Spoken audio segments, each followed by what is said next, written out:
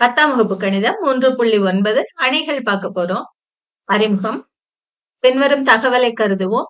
வனிதா என்பவர் 12 கதை புத்தகங்கள், 20 நோட்டு புத்தகங்கள் மற்றும் 4 பென்சில்களும், ராதா என்பவர் 27 கதை புத்தகங்கள், 17 நோட்டு புத்தகங்கள் மற்றும் 6 பென்சில்களும், கோகுல் என்பார் 7 கதை புத்தகங்கள், 11 நோட்டு புத்தகங்கள் மற்றும் 4 பென்சில்களும், கீதா என்பவர் 10 கதை புத்தகங்கள், 12 நோட்டு புத்தகங்கள் மற்றும் 5 பென்சில்களும் வரைந்திருக்கிறார்கள். இத நாம இந்த மாதிரி அட்டவணை வடிவத்துல போட்டிருக்கோம். இங்க அவங்களோட பேரு, இங்க கதை புத்தகங்கள், நோட்டு புத்தகங்கள், பென்சில்கள். வனிதா கிட்ட 12 கதை புத்தகங்கள், 20 நோட்டு புத்தகங்கள், 4 பென்சில்கள் இருந்துச்சு. அதே மாதிரி ராதா கிட்ட, கோகுல் கிட்ட, கீதா கிட்ட இருந்ததெல்லாம் நாம இங்க போட்டிருக்கோம். இந்த தகவலை நாம இந்த மாதிரி அவங்க பேரு, அந்த தலைப்பு அதெல்லாம் எடுத்துட்டு தகவல்களை மட்டும் பாருங்க, ஸ்கொயர் பிராக்கெட் மாதிரி கொஞ்சம் நீளமான ஒரு பிராக்கெட்டுக்குள்ள போட்டிருக்கோம். இதுல கிடைமட்டமா இருக்கு இல்லையா, இத நாம நிறை அப்படின்னு சொல்றோம். பாருங்க, 12, 20, 4 இத நிறை, முதல் நிறை அப்படின்னு சொல்றோம். இது இரண்டாவது நிறை. 7, 11, 4 மூன்றாவது நிறை. 10, 12, 5 நான்காவது நிறை.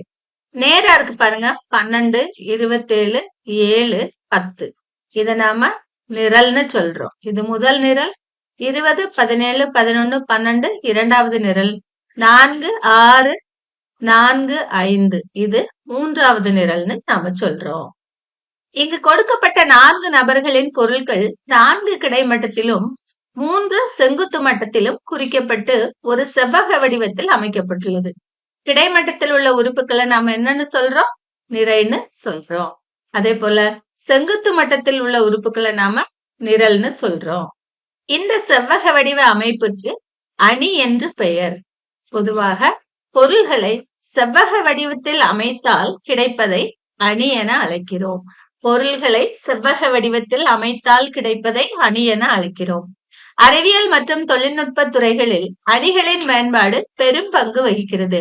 நீங்க அறிவியல் தொழில்நுட்பம் படிக்கும் போது இதனுடைய பயன்பாட புரிஞ்சுக்குவீங்க. மின்கலத்தில் மின்சார வெளிப்பாடு, கணக்கீட்டு முறை, மின்னாற்றலில் இருந்து மற்ற வகையான ஆற்றல் பெறப்படுவதற்கும் அணிகள் உதவுகின்றன.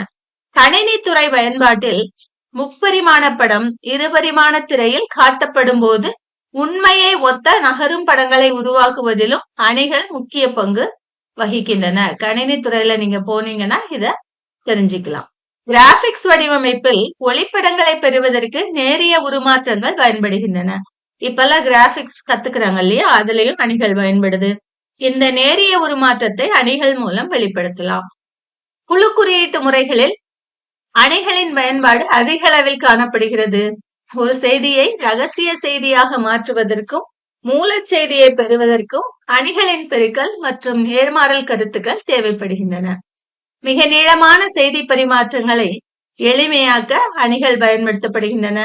நிலவியலில் நில அதிர்வு கணக்கீடுகளுக்கு அணிகள் பயன்படுகின்றன. இயந்திரவியல் நீங்க படிச்சீங்கன்னா ரோபோ செயல்படும் விதத்தை கண்டறிய அணிகள் பயன்படுகின்றன. அணிகளோட பயன் என்ன அப்படின்னு உனக்கு இப்ப தெரியாட்டாலும் நீங்க மேல படிக்கும் போது இந்தந்த துறைகள் எல்லாம் அணிகள் பயன்படுகின்றன. இப்ப நம்ம படிக்கிறது பேசிக். வரையறை. செவ்வக அடுக்கு அமைப்பை அணி என்று கூறுகிறோம். கிடைமட்டத்தில் உள்ள அடுக்கு நிறை என்றும் செங்குத்து மட்டத்தில் உள்ள அடுக்கு நிரல் என்றும் அழைக்கப்படும். எடுத்துக்காட்டு பாருங்க, செவ்வக வடிவத்துல நாம எண்களை அடுக்கி இருக்கோம். இதுக்கு பேர் அணி. ABC எக்ஸெட்ரா X, Y என்ற ஆங்கில பெரிய எழுத்துக்களில் அணிகளையும், ABC இந்த மாதிரி சின்ன எழுத்துக்கள்ல அணிகளின் உறுப்புகளையும் குறிக்கிறோம். பாருங்க, A12, A13 இதெல்லாம் அணிகளில் உள்ள உறுப்புகளை குறிக்கும் முறை. அணிகளுக்கு சில எடுத்துக்காட்டுகள் கொடுத்திருக்காங்க பாருங்க. முதல் எடுத்துக்காட்டு 8, 4, -1, அரை, 5, 4, 9, 0, 1. அணிகள்ல அரை என்ற எண் வரலாமா அப்படின்னா கண்டிப்பாக வரலாம். அடுத்து பாருங்க, 1 + x, அதாவது இது என்னது? இயற்கணித கோவை இல்லையா? 1 + xங்கிறது இயற்கணித கோவை. அணிகளின் உறுப்புகளாக இயற்கணித கோவைகள் வரலாம். அதே போல முக்கோணவியல் விகிதங்கள் வரலாம். 1 + x, x³, sin x, cos x, 2 tan x இது மாதிரி உறுப்புகளும் வரலாம். இங்க பாருங்க. மூணாவது எடுத்துக்காட்டு பாருங்க. 3 + 1 √2 √2ங்கிறது ஒரு விகிதமுறா எண் இல்லையா? அணிகளின் உறுப்பாக விகிதமுறா எண் கூட வரலாம். -1 1.5 8 9 1 13 -7 இந்த மாதிரியான எண்கள் கூட வரலாம். அணியின் வரிசை பற்றி பார்க்கலாம். Order of a matrix. A என்ற ஒரு அணியில் m நிறைகளும் n நிரல்களும் இருப்பின் அணி A யின் வரிசை எப்படி கிடைக்கும் அப்படின்னா நிறைகளின் எண்ணிக்கை பெருக்கல் நிரல்களின் எண்ணிக்கை. இதனை m x n எனவும் எழுதலாம். இங்கு m x n என்பது m n ஆகியவற்றின் பெருக்கல் பலன் அல்ல. பொதுவாக m நிரல்களும் n நிரல்களும் வரிசை m x n உடைய A என்ற அணியை பின்வருமாறு எழுதலாம். பாருங்க எப்படி எழுதியிருக்காங்கன்னு. A சமம் முதல் உறுப்பை A11 இரண்டாவது உறுப்பை A12 A13 அப்படியே போயிட்டு இருக்கோம். A1j இது j நிரல் உடைய உறுப்பு. அப்படியே போயிட்டே இருக்கோம். A1n ஏன்னா இதுல n நிரல்கள் இருக்கு. n நிரல்கள் இருக்கு. அடுத்து இரண்டாவது நிரை எழுதியிருக்காங்க. எப்படி எழுதிட்டே இருக்கோம். m நிறைகள் இருக்கு. இந்த அணியில m நிறைகள் இருக்கு.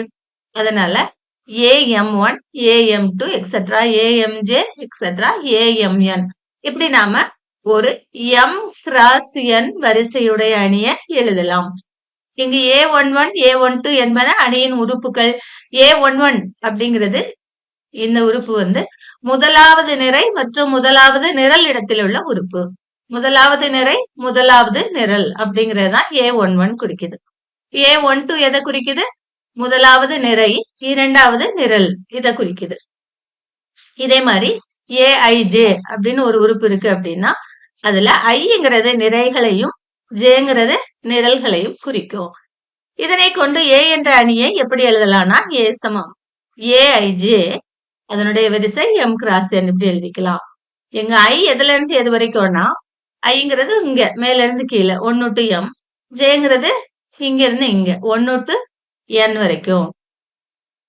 A சமம் AIJ m x n இந்த அணியினுடைய மொத்த உறுப்புகள் எத்தனை அப்படின்னா MAN பெருக்கி சொன்னா போதும். m × n.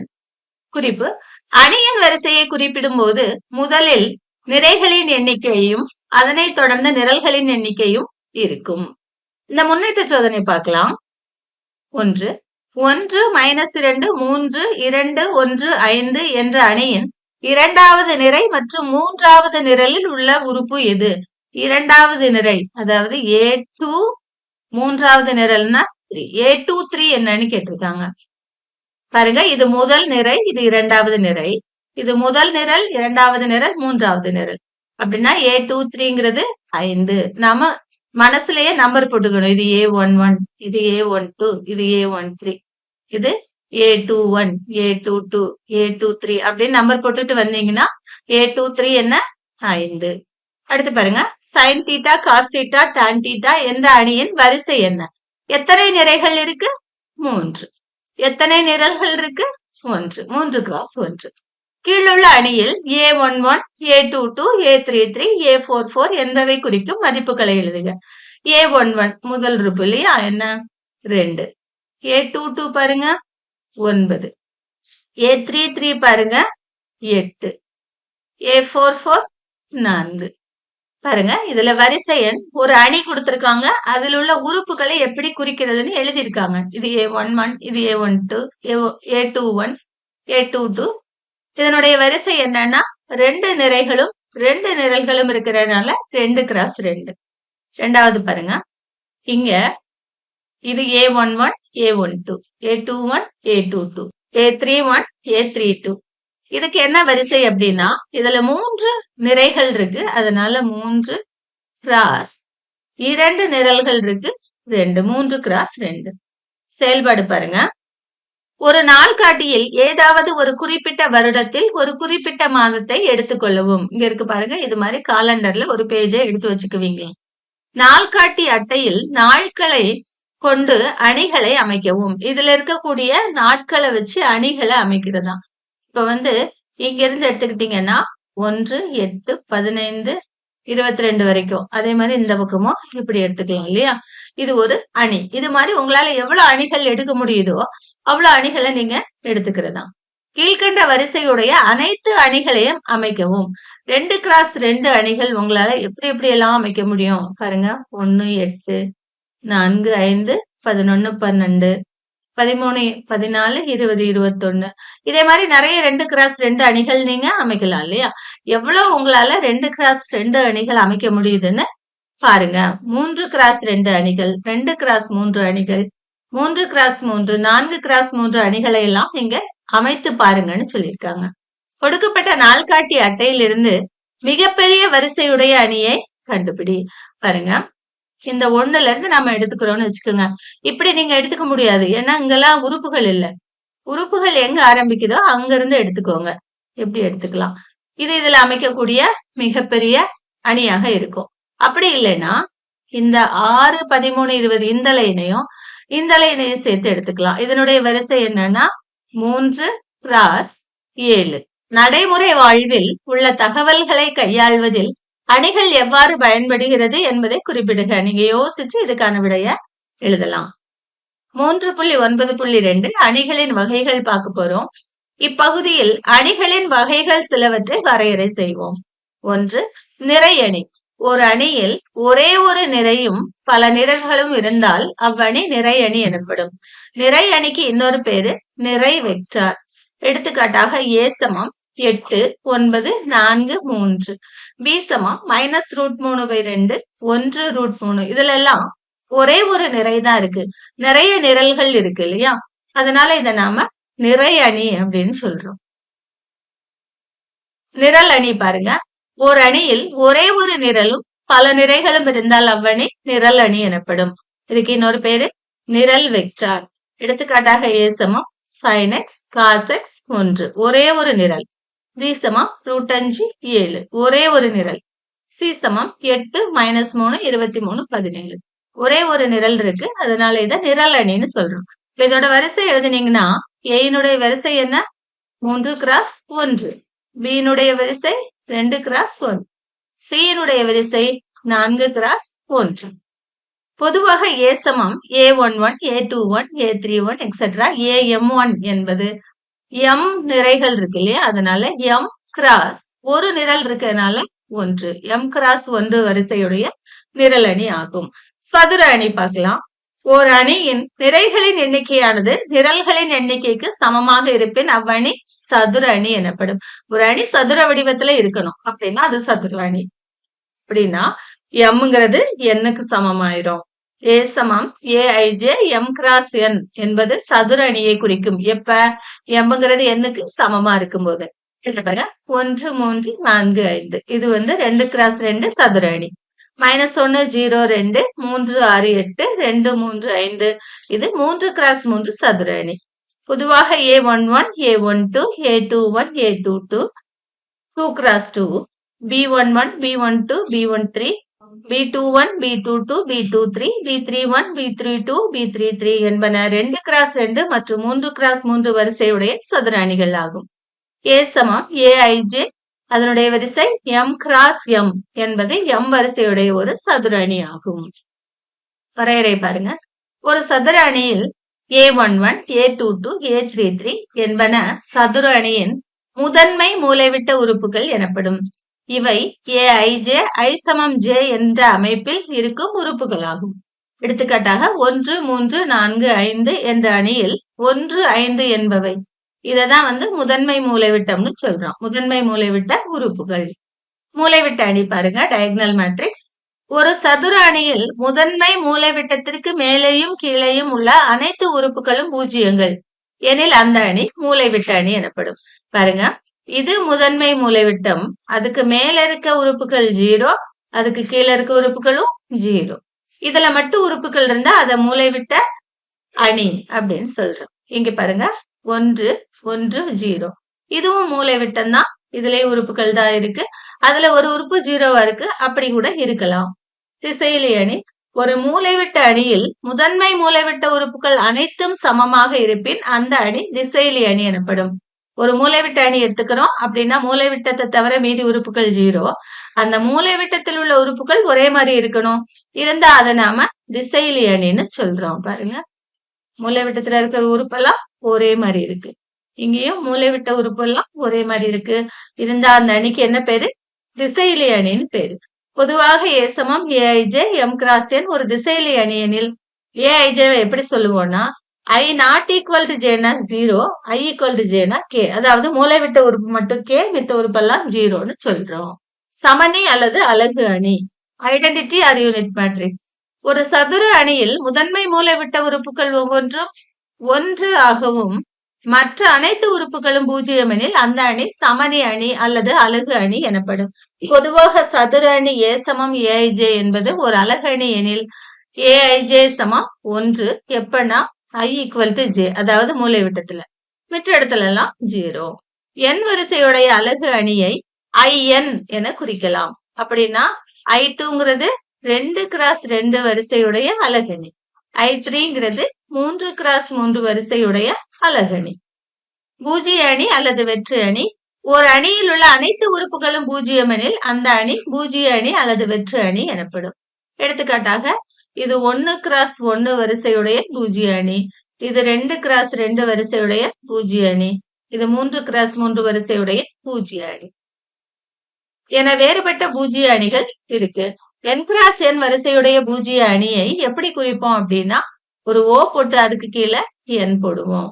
0 0 0 0 0 0. இது 2x3 வரிசையுடைய பூஜ்ய அணி. அடுத்து நம்ம பார்க்கிறோம் நிரல் நிறை மாற்று அணி. ஏ என்ற அணியின் நிறைகளை நிரல்களாகவும் அல்லது நிரல்களை நிறைகளாகவும் மாற்ற கிடைக்கும் அணி ஏயின் நிறை நிரல் மாற்று அணி எனப்படும். ஏயின் நிரல் நிறை மாற்று அணியை ஏ டிரான்ஸ்போஸ் என குறிப்பிடலாம். பாருங்க, ஏ கொடுத்திருக்காங்க ஒரு 3x3 அணி. ஏ டிரான்ஸ்போஸ் அப்படின்னா இதை திருப்பிக்கணும் இல்லையா? இதனுடைய நிறைகளை நிரல்களா மாத்திக்கணும். 5 3 -1 இது முதல் நிறை, அத முதல் நிரலா மாத்திக்கிட்டோம். இரண்டாவது நிறை 2 8 9 இப்படி நிரலா 2 8 9ன்னு மாத்திக்கிட்டோம்.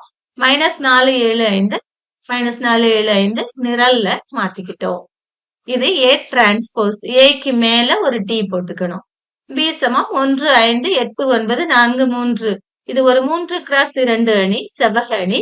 இதுக்கு டிரான்ஸ்போஸ் எழுதும் போது இந்த முதல் நிறைய இப்படி 1 5 முதல் நிரலா இங்க இருக்கிறத இப்படி சைடுல கிடைமட்டமா இருக்கிறத நம்ம நேரா நேரா எழுதிக்கிட்டோம்னா நமக்கு நிரல் நிறை மாற்று அணி கிடைக்குது.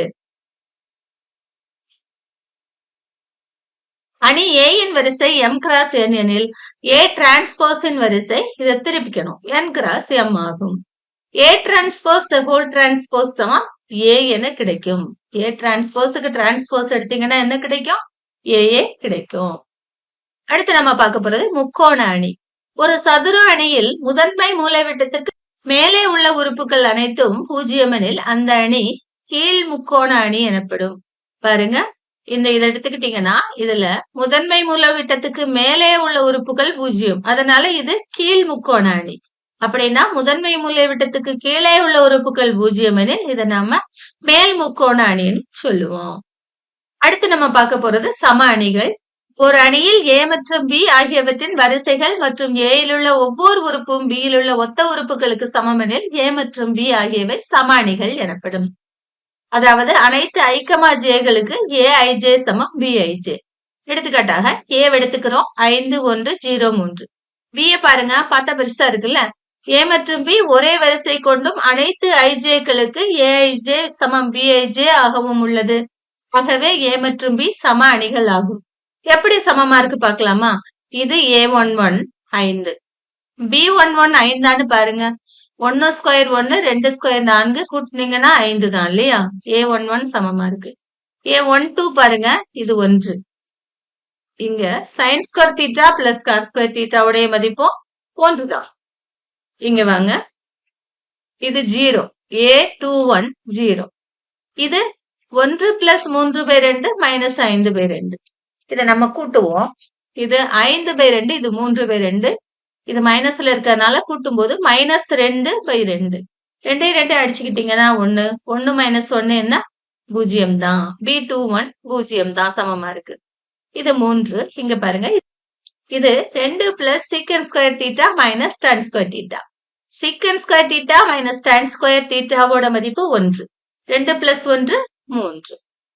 சோ A22வும் B22வும் 2 தான் சமமா இருக்கு. அதனால இந்த அணிகள் சம அணிகள். முன்னேற்ற சோதனை பாருங்க. ஒரு நிரல் அணியில் உள்ள நிரல்களின் எண்ணிக்கை. அங்கே இருக்கு அது நிரல் அணி அப்படின்னு. அதனால அங்க ஒரே ஒரு நிரல் தான் இருக்கும். ஒரு நிரல் அணியில் உள்ள நிறைகளின் எண்ணிக்கை 1. எந்த ஒரு அலகு அணியிலும் மூலைவிட்டத்தில் இல்லாத உறுப்புகள். அலகு அணி அப்படின்னா அதனுடைய மூலைவிட்டத்துல இருக்க உறுப்புகள் 1 1 1ன்னு இருக்கும். மீதி உறுப்புகள்லாம் எப்படி இருக்கும்? 0 இருக்கும் இல்லையா? அதனால மூலைவிட்டத்தில் இல்லாத உறுப்புகள் என்னவாகும்? 0 ஆகும். 32 உறுப்புகளை கொண்ட சதுர அணி இருக்க முடியுமா? சதுர அணி அவங்களே சொல்லிட்டாங்க. அப்படின்னா நிரல்களின் எண்ணிக்கையும் சமமா தான் இருக்கணும். அப்படின்னா என்ன? அது வர்க்க வாய்ப்பாட்டுல வரணும். 1 1 2 2 4 இப்படி இருக்கணும். 32 வர்க்க வாய்ப்பாட்டுல வருமா? வராது இல்லையா? அதனால 32 உறுப்புகளை கொண்ட சதுர அணி இருக்க முடியுமா? முடியாது. எதிரணி அணி -am x n இன் எதிரணி am x n என்றவாறு அமையும். -a என்ற அணியில் உள்ள அனைத்து உறுப்புகளும் ஏவில் உள்ள ஒத்த உறுப்புகளின் கூட்டல் நேர்மாறல்களாக இருக்கும். k என்ற எண்ணின் கூட்டல் நேர்மாறல் -k. அதாவது -a இன் ஒவ்வொரு உறுப்பும் a இன் ஒத்த உறுப்புகளின் கூட்டல் நேர்மாறாக இருக்கும். எடுத்துக்காட்டாக a கொடுத்திருக்காங்க பாருங்க. -a எப்படி இருக்கும்னா உள்ள இருக்க உறுப்புகளுக்கு குறிய மாத்தினா கிடைக்கிறது -a. எடுத்துக்காட்டு 3 பாருங்க. 1 2 3 என்ற 3 தொழிற்சாலைகளில் பணிபுரியும் ஆண்கள் பெண்கள் பற்றிய விவரம் கீழ்கண்டவாறு கொடுக்கப்பட்டுள்ளது. தொழிற்சாலை 1ல 23 ஆண்களும் 18 பெண்களும், தொழிற்சாலை 2ல 47 ஆண்களும் 36 பெண்களும், தொழிற்சாலை 3ல 15 ஆண்களும் 16 பெண்களும் வேலை செய்யறாங்க. மேற்கண்ட தகவலை ஒரு அணி அமைப்பில் எழுதுக. அணி அமைப்புல எழுதுறதுன்னா இந்த பக்கம் இருக்கிறதெல்லாம் விட்டுட்டு நம்பரை மட்டும் ஒரு அணி அடைப்புக்குள்ள போட்டுக்கணும். A சமம் 23 18 47 36 15 16 இப்படி போட்டுக்கணும். அடுத்து மேற்கண்ட தகவலை ஒரு அணி அமைப்பில் எழுதுக. இதில் இரண்டாவது நிரை மற்றும் முதல் நிரல் இடத்தில் உள்ள உறுப்பு எதனை குறிக்கிறது? இரண்டாவது நிரை இங்க இருக்கு. இரண்டாவது நிரை முதல் நிரல்ங்கிறது இது இல்லையா? அப்படின்னா அந்த உறுப்பு எது? 47. அதாவது இரண்டாவது தொழிற்சாலையில் 47 ஆண்கள் பணிபுரியும் விவரத்தை குறிக்கிறது. எடுத்துக்காட்டு 3 57 பாருங்க. ஒரு அணியானது 16 உறுப்புகளை கொண்டிருந்தால் அந்த அணிக்கு எத்தனை விதமான வரிசைகள் இருக்கும்? ஒரு அணியின் வரிசை m x n எனில் அதற்கு mn உறுப்புகள் இருக்கும். இது நமக்கு தெரியும். இப்ப 16 உறுப்புகள் இருக்குதுன்னு அவங்க சொல்லிட்டாங்க. அப்படின்னா 16 நீங்க எப்படி எல்லாம் பிரிக்கலாம் வாய்ப்பாட்டுல பாருங்க. 16 எந்தெந்த வாய்ப்பாட்டுல எல்லாம் வருதுன்னு பாக்குறோம். ஒரு 16 16 16 1 16 4 16 8 2 16 2 8 16. எனவே நமக்கு கிடைக்கும் அணியின் வரிசைகள் 1 x 16. அப்படின்னா என்ன? 16 உறுப்புகளை லைனா எழுதி கன அடைப்புக்குள்ள போட்டுக்குவோம். 16 x 1 அப்படின்னா 16 உறுப்பை நேரா எழுதி கன அடைப்பு போட்டுக்குவோம். 4 x 4 4 4 எழுதிக்குவோம். அடுத்து 2 x 8 இங்க 2 இப்படி 8 எழுதிக்குவோம். அடுத்து 8 x 2னா இப்படி 8 எழுதிக்குவோம். இங்க 2 வரிசைகள் இருக்கும். செயல்பாடு 5 பாருங்க. எண் 1 4 உறுப்புகள். அணியின் வரிசைகள் எப்படியெல்லாம் இருக்கும்? 4 எந்த வாய்ப்பாட்டுல எல்லாம் வரும்னு பார்த்தேன்னா உனக்கு விடை கிடைக்குது. 1 x 4 4 x 1 2 x 2. அணிகளின் எண்ணிக்கை எத்தனை அணிகள் இருக்கு? 1 2 3. அடுத்து இங்க கொடுத்திருக்காங்க அணிகளின் வரிசைகள் 1 x 9 9 x 1 3 x 3. உறுப்புகள் 9 உறுப்புகள் இருக்கும். அணிகளின் எண்ணிக்கை பாருங்க 1 2 3 இங்க போட்டுக்கோங்க 3. அடுத்து உறுப்புகள் 20 20 எந்த வாய்ப்பாட்டுல எல்லாம் வருதுன்னு பாருங்க. 1 × 20 20 x 1 2 2 x 10 10 x 2. அடுத்து 4 x 5 5 x 4. அப்ப எத்தனைன்னு பாருங்க, எண்ணி பாருங்க. 1 2 3 4 5 6 8 1 x 8 8 x 1 2 x 4 4 x 2. அப்ப எத்தனை பாருங்க? 4. 1. 1னா 1 கிராஸ் 1 மட்டும்தான். ஒரே ஒரு அணிதான் இருக்கும். 100. 1 கிராஸ் 100. அடுத்து 100 கிராஸ் 1. 2 கிராஸ் 50. 50 கிராஸ் 2. அடுத்து 4 கிராஸ் 25. 25 கிராஸ் 4. 5 கிராஸ் 20. 20 கிராஸ் 5. எத்தனை இருக்கு பாருங்க? 1, 2, 3, 4, 5, 6, 7, 8. சோ இங்க 8. இது பாருங்க 1 கிராஸ் 10 அப்படின்னா இங்க 10 உறுப்புகள் இருந்திருக்கும். எத்தனை அணிகள்? 4 அணிகள். எடுத்துக்காட்டு 3ல் 58 பாருங்க. Aij சமம் I ஸ்கொயர் J ஸ்கொயர் என்ற அமைப்பை கொண்ட 3 கிராஸ் 3 வரிசையுடைய அணியை காண்க. 3 கிராஸ் 3 வரிசையுடைய அணியின் பொது வடிவம் எழுதி வச்சுக்கிறோம் முதல்ல. A11, A12, A13, A21, A22, A23, A31, A32, A33. கணக்குல சொல்லியிருக்காங்க Aij எப்படி கிடைக்கும்? I ஸ்கொயர் J ஸ்கொயர் அப்படின்னு. பாருங்க A11 கண்டுபிடிப்போம். அப்படின்னா 1 square 1 square 1 square into 1 square 1 தான். A21 2 square into 1 square 2 square 4 1 square 1 4 1 4. A31 3 square 1 square 3 square 1 square 3 square 9 1 square 1 9 into 1 9. அடுத்து A12 கண்டுபிடிக்கிறோம். A12 1 square into 2 square 1 square 1 2 square 4 1 பெருக்கல் 4 4. அடுத்து A22 2 square into 2 square 4 into 4 16. A32 3 square into 2 square 3 square 9 2 square 4 36. A13 A23 A33 கண்டுபிடிக்கிறோம். A13 1 square into 3 square 1 square 1 3 square 9 9. A23 2 square into 3 square 2 square 4 3 square 9 4 36. A33 3 square into 3 square 9 into 9 81. இந்த நம்ம கண்டுபிடிச்ச உறுப்புகளை எல்லாம் அதோட இடத்துல போடுறோம். A11 1, A12 4, A13 9. அடுத்த லைன்ல 4 16 36. அடுத்த லைனுக்கு 9 36 81 எடுத்து போட்டோம்னா தேவையான அணி நமக்கு கிடைக்குது. அடுத்து பாருங்க எடுத்துக்காட்டு 3ல் 59. A minus B 2A plus C 2A minus B 3C plus D சமம் 1502 என்ற அணிச்சமன்பாட்டிலிருந்து ABCD மதிப்புகளை காண்க. கொடுக்கப்பட்ட அணிகள் சமம், அதனால ஒத்த உறுப்புகள் சமம். அதாவது A மைனஸ் Bங்கிறது 1க்கு சமம் இங்க போட்டுக்கிட்டோம். அடுத்து 2A பிளஸ் Cங்கிறது 5க்கு சமம் இங்க எழுதியிருக்கோம். 2A மைனஸ் Bங்கிறது 0க்கு சமம் இங்க எழுதியிருக்கோம். 3C பிளஸ் Dங்கிறது 2க்கு சமம் அதை இங்க எழுதியிருக்கோம். எல்லாத்துக்கும் சமன்பாடு நம்பர் போட்டுக்கிட்டோம். இப்போ 3வது சமன்பாடை எடுத்துக்கிறோம். இந்த பக்கம் 0 இருக்கு இல்லையா? அதனால நீங்க B இந்த பக்கம் கொண்டு வந்தீங்கன்னா 2A சமம் Bன்னு உங்களுக்கு கிடைக்கும். 2A சமம் B என்பதை சமன்பாடு 1ல நம்ம பிரதியிடுறோம். சமன்பாடு 1ல போடும்போது A மைனஸ் B சமம் 1 இல்லையா? A மைனஸ் Bக்கு பதில் என்ன போடுறோம்? 2A போடுறோம். Bக்கு பதில் 2A போடுறோம். இப்ப A மைனஸ் 2A சமம் 1. Aல இருந்து 2Aவை கழிச்சீங்கன்னா மைனஸ் A சமம் 1ன்னு கிடைக்கும். மைனஸ் அந்த பக்கம் கொண்டு போனீங்கன்னா A சமம் மைனஸ் 1. இப்ப நமக்கு A கிடைச்சிருச்சு இல்லையா? A சமம் மைனஸ் 1னா இதுல போட்டு 5வது சமன்பாடுல A சமம் மைனஸ் 1 போட்டீங்கன்னா B சமம் 2 பெருக்கல் மைனஸ் 1. 2 பெருக்கல் மைனஸ் 1 மைனஸ் 2 அதாவது B கிடைச்சிருச்சு. அடுத்து A சமம் மைனஸ் 1 என்பதை சமன்பாடு 2ல பிரதியிடுங்க. 2 இன்டு மைனஸ் 1 பிளஸ் C சமம் 5. 2 இன்டு மைனஸ் 1 பிளஸ் C சமம் 5. 2 இன்டு மைனஸ் 1 மைனஸ் 2 அதை அந்த பக்கம் எடுத்துட்டு போனீங்கன்னா பிளஸ் 2. C சமம் 7. அடுத்தல C சமம் 7ஐ சமன்பாடு 4ல் பிரதியிடுவோம். சமன்பாடு 4ல 3C பிளஸ் D சமம் 2 இருக்கு. 3 இன்டு 7 பிளஸ் D சமம் 2.